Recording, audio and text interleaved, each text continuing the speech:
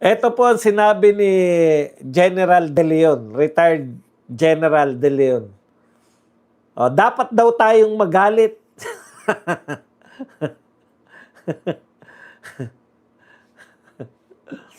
Ito po nakakainis kasi yung salitang misuse, akala mo ninakaw eh. Meron ba kahit isang singko na si BP Sara may binulsa?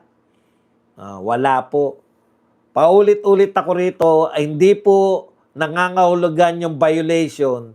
Hindi po yung karapat-dapat na tatanggalin mo yung binoto ng 32 million. Dapat po, para ma-disenfranchise yung boto ni Badong na pumila sa initan. Registration, ang haba ng pila para magpa-register ako. Maiboto ko lang si BP Sara. Hindi po pwede na simpleng violation lang. Tama po yun. Violation po ang jaywalking.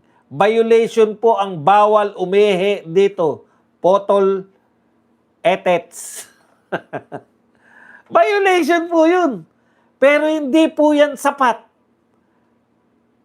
para tanggalin mo ang isang vice president na binoto ng 32 million. Dapat mabigat naman yung ginawang kasalanan.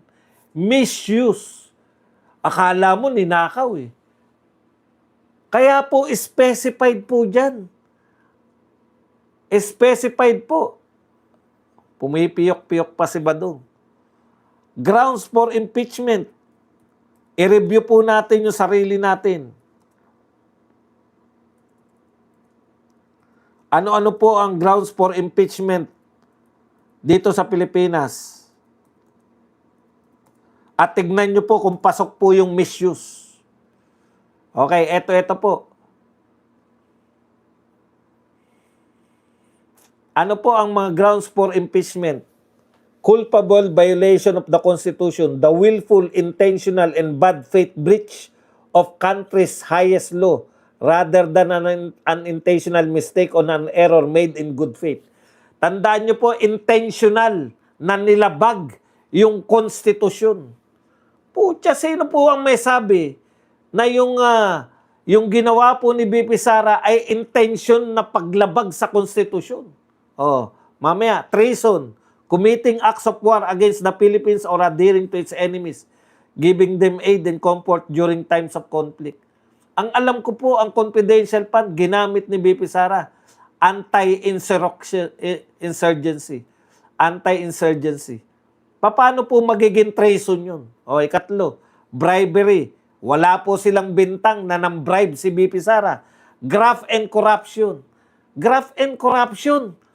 Dapat pag graft and corruption, ikaw po ay nag-acquire ng unexplained wealth o ginamit mo yung public position para magkaroon ka ng personal impeachment.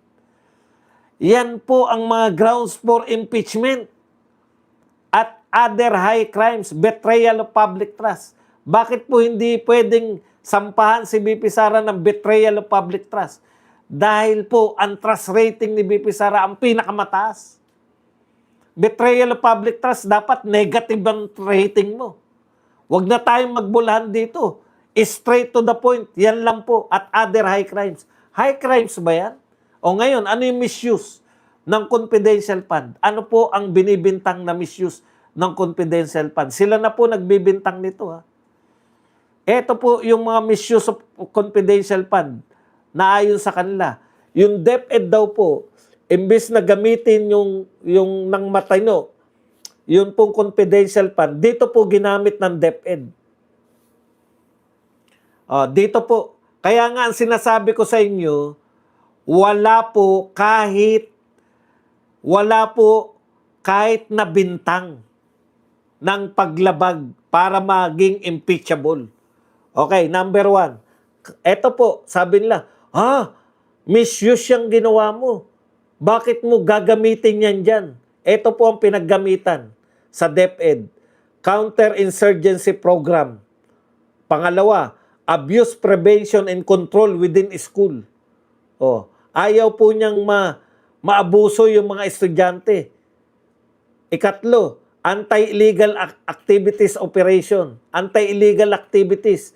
Yan po yung mga droga-droga, nagtitinda po ng mga droga yung mga estudyante, gagamitin po dyan para po malutas yung mga problema na yan. At ika-4, anti-extremism, terrorism programs. O yan po, ang pinaggamitan. Ngayon sasabihin nyo, misuse, masama. Intention ba na lumabag?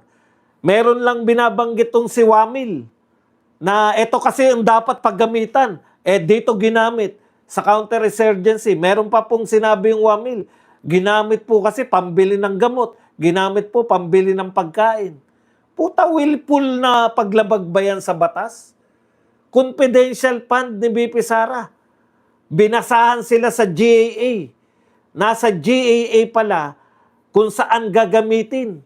Nasa batas po ang General Appropriation Act ay nasa batas. Ang batas po, hindi po yan ginawa ni BP Sara. Gusto kasi nilang palabasin, kaya po 2 araw na paulit-ulit yung tanong, sino po nakapirma ng approve? Ano po ibig sabihin ng approve by? Inaprubahan po ni BP Sara. Inaprubahan ni BP Sara. Sino po nakapirma? Si BP Sara. Paano mo nalaman? Kasi po, nakita ko po, sino nakapirma dyan? BP Sara. Paano mo nalaman? Parang, una, pinalalabas nila na pag si BP Sara nang hingi, kaya po yung linya nila, ganun eh. Vice President ka, bakit mo kailangan ng confidential fund? No? Bakit mo kinakailangan ng confidential fund bilang Vice President? Di ba? Ang sinasabi ngayon nila, kasi wala namang Vice President na may confidential fund. Napatunayan, meron. Butata na yung Vice President, hindi pwede magka-confidential fund. Ikalawa, wala daw basis dahil may binabasa silang circular. Ano po ba ang mas mataas? Circular o law? Batas.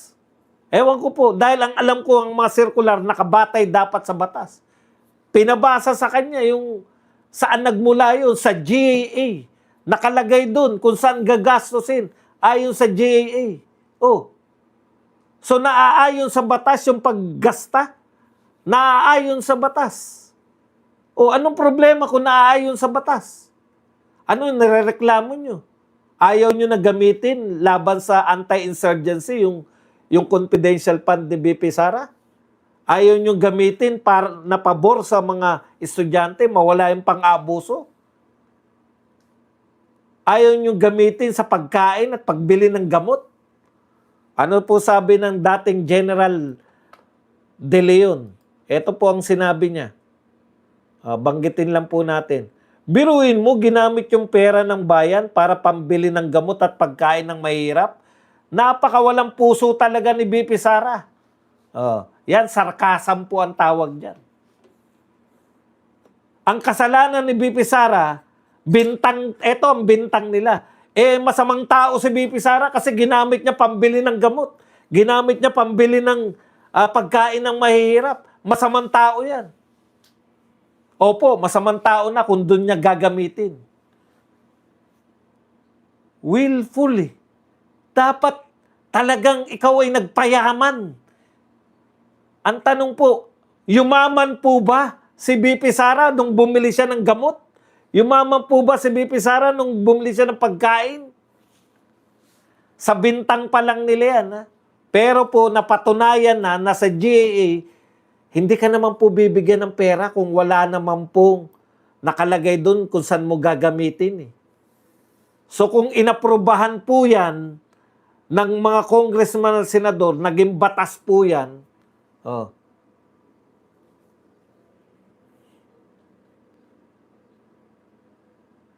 Opo, tama po yun. Na-liquidate ba? May usapin ba? Kita mo yung question niya. What's needed is liquidation. Teka lang, tignan ko lang to sa Tagalog. Baka hindi naman ganito ang punto nito. Thank you po. Sa tingin mo ba, hindi ba na-liquidate? Na-liquidate nga. Kaya nga nakita na pinambili ng gamot, pinambili ng ganun. Yun po yun. Bernadette Lawmaker, thank you very much sa $10. Sagutin natin yan. Tama yan. Maganda po yung pinupunto mo. Dapat daw na-liquidate. Na-liquidate po. Wala pong usapin na hindi na-liquidate. Na-liquidate nga. Yun na nga yun eh. Na-liquidate lahat. Okay. Oh, saan ginamit? Dito nagamit. Meron silang resibo. Meron sila lahat. Dapat nga ang confidential fund, ang punto lang dito, yung confidential fund, confidential in nature yan. Hindi nyo pwedeng kalkalin yan.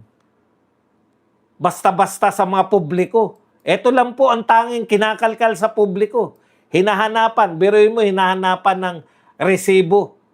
Resibo. Bakit daw panay acknowledgement receipt? Gusto nyong hanapan ng resibo si Mary Grace Piatos? Ano yun? Yung confidential agent? Papipirmahin nyo sa payroll? Oh. Yun yung sinasabi natin na isip-isip din. Di ba? Isip-isip din. Hindi ubre yung mga istilin ninyo na pambugok-bugok.